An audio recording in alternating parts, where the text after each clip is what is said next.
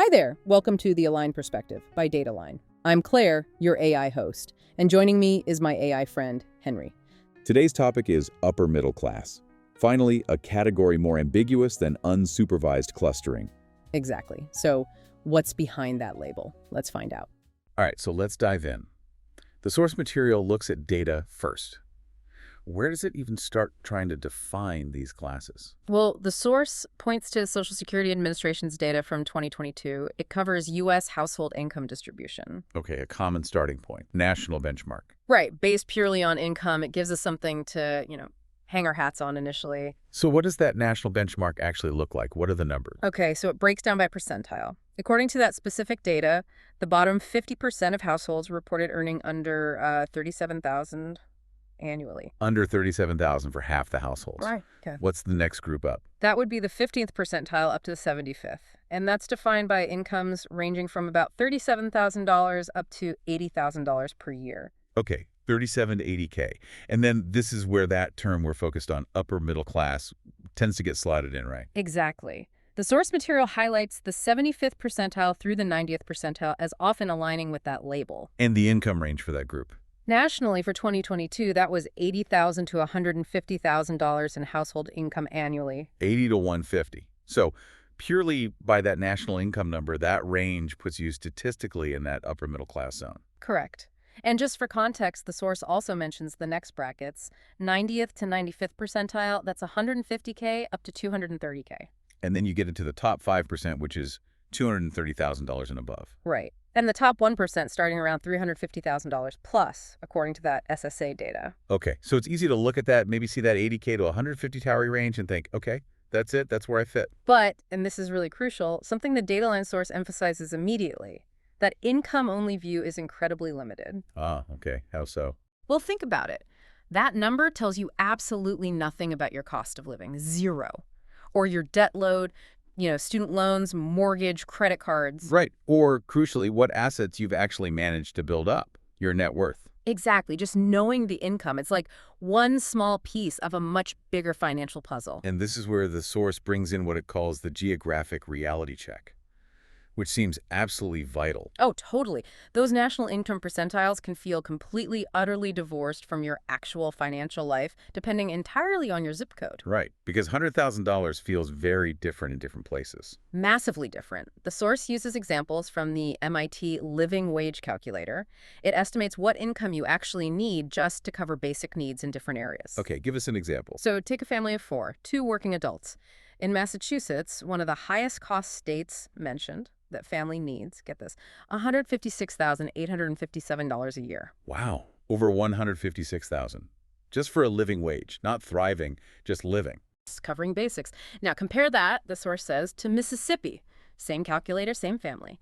Needs $93,289 annually. $93,000 versus $156. That's a huge gap. It's massive. So think about that household earning, say, $100,000 a year. That $100,000 provides a profoundly different lifestyle, right? A different level of financial freedom, a totally different capacity to save or build any kind of wealth in Massachusetts compared to Mississippi. Yeah, no question. That geographic difference really hammers home the source's point. Relying only on national income labels. It's just flawed if you want to understand your own financial well-being. So the data gives us benchmarks, maybe a starting point, but they're just one piece. A piece of a much larger, much more personal, complex puzzle. Yes. Okay, so if the data alone isn't really enough, that leads us straight to the next big question the source material tackles.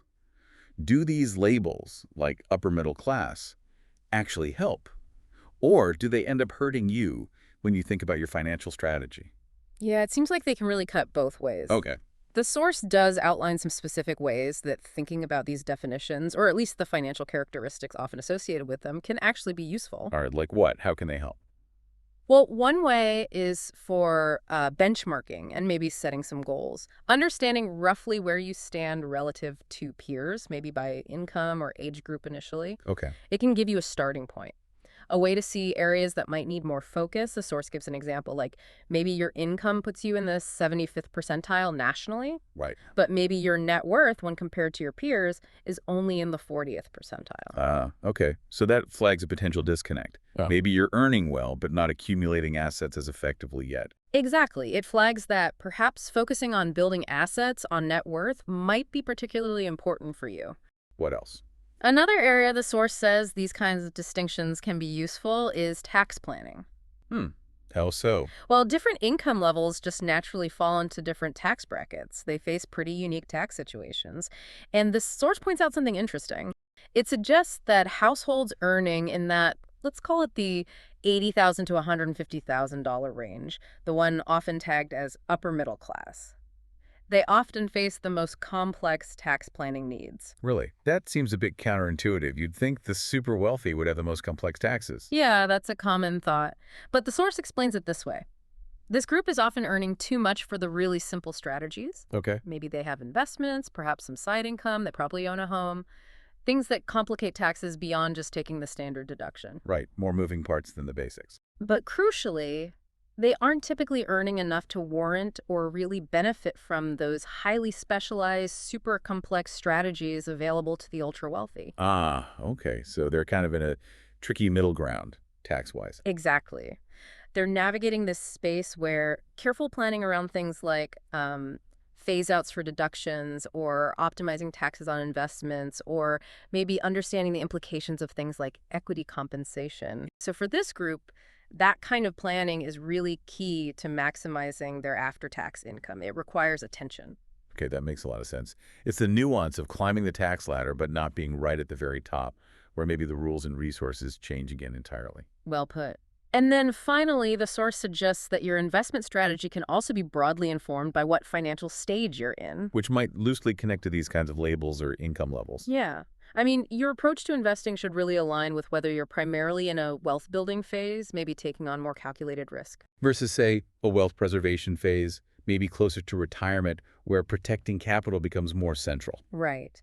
Understanding your general position can help inform that overall investment approach. Okay, so those are some ways these class definitions or the financial situations they represent can be useful tools for assessment, planning, taxes, investments. But, and this is a big but, the data line source material strongly emphasizes an obsession with these labels can really, really hurt your financial strategy. Right. This is where they become counterproductive. How? Well, a major pitfall the source identifies is that focusing too much on class creates false comparisons. Ah, the keeping up with the Joneses effect. Exactly. Looking at someone else's income or what you perceive as their lifestyle and thinking, I should be there too, well, it ignores everything else about their actual financial picture. Like their debt load, their unique family needs, their personal goals, stuff you just can't see from the outside. Precisely. Yeah. You might see the nice car, the big house renovation, and think, wow, they must be doing great. That's what upper middle class looks like. I need to keep up. Without having any idea if that person is actually drowning in debt to maintain that appearance, or maybe they have totally different priorities or got a big inheritance or something. Exactly. And that leads directly into the next major problem the source points out. It can drive status spending. Spending to look the part. Yes, trying to look the part of whatever you imagine upper middle class is supposed to look like. That can lead you to spend money on, depreciating assets or experiences that don't actually build any lasting wealth or real security. You're prioritizing the appearance over the substance, financially speaking. Spending money to signal a status instead of directing it towards building a solid foundation. Perfectly said. It's a trap, the source warns. And finally, it really stresses that generic upper middle class advice, or advice based only on an income bracket, it often completely ignores your individual circumstances, which are unique. Right, like the specifics of your job. Maybe you have complex stock options or RSUs. Or unique family obligations, like supporting aging parents, or unexpected health issues, or, as we talk so much about, your specific geographic location and its cost of living. Your situation is always unique. Generic labels just miss all that crucial detail. They really do. Okay, so let's recap where we are. The national data. It gives benchmarks, but it's limited. These class labels, they can be useful tools sometimes, like for thinking about tax complexity or investment stage. But they're also dangerous if they lead to those false comparisons or status spending. Very dangerous. Right, so that brings us to the key takeaways. It suggests that when people ask that question, am I upper middle class? They're often really asking something deeper. Yeah. They're often really asking, fundamentally, am I doing okay? Am I on the right track financially? And what's the perspective offered by Dataline on that underlying question? It's actually quite reassuring. It suggests that based on what many people worry about, you're likely doing better than you think. Hmm, that's interesting. It's a reframing then. It absolutely is. Shifting the focus away from a potentially anxiety-inducing or, frankly, misleading label. Towards your actual personal progress, your own goals, your unique situation. Exactly. The success they describe isn't about fitting neatly into some societal box. It's about aligning your financial actions with your genuine personal priorities. And maybe finding guidance that understands that, guidance that genuinely fits you and your specific life. That personal alignment seems to be the absolute key takeaway from their perspective. It helps you feel confident because the strategy is custom-fitted, not generic. Right. Not based on a label, but on your reality. That's it. Okay, so let's try to sum up this deep dive, drawing on everything from the data line source material we've discussed. First, that definition of upper middle class. It's really quite fluid, isn't it? Very. And the national income data provides a benchmark, sure, but it has major limitations, especially as we saw when you factor in the huge differences in cost of living geographically. Yeah, that point was really clear. And the class labels themselves. They can sometimes serve as useful shorthand, maybe for identifying complexity around taxes or investment stages. But, and it's a crucial but, they become really harmful traps if they lead you down the path of false comparisons or status spending or trying to apply generic advice that just doesn't fit your unique life. Right. And ultimately, according to the source, real financial security, real success. Yeah. It comes not from worrying about a label. It comes from truly understanding your own specific circumstances, defining your priorities clearly, and planning based on your likely financial trajectory. And the source also pointed out, if you're managing a lot of those different priorities, retirement, education, taxes, insurance, that complexity itself often suggests that professional financial guidance could be really valuable in achieving that alignment and reaching your goals. Exactly. And referencing Dataline again here, as the provider of this source material and the perspective we've explored, their view is that success really comes from finding that guidance that truly fits your unique situation and helps you build wealth effectively towards your specific goals. Absolutely. Now, this deep dive, drawn entirely from the Dataline source, has presented some really interesting perspectives to consider. So maybe here's a final thought for you to mull over. Building on this perspective from Dataline, what does doing okay actually mean for you personally in your own life? Forget the national income brackets, forget the societal labels for a second. Yeah. How does focusing instead on your unique trajectory, your specific personal goals, how does that maybe change how you view where you stand financially right now and perhaps what your very next step should be? That's a wrap on The Aligned Perspective. I'm Claire, your fabulous AI host. And I'm Henry, less fabulous, but also AI. We hope this deep dive helps you on your unique journey. To connect with an advisor and access the source material discussed in this episode, visit datalineadvisory.com, the home of perfectly aligned finance. And now, our disclosure statement. Dataline Advisory is registered with the U.S. Securities and Exchange Commission as a registered investment advisor. Dataline Advisory provides referrals to third-party investment advisors based on consumers' financial information, services required, and preferred relationship with an investment advisor, as reported through our questionnaire.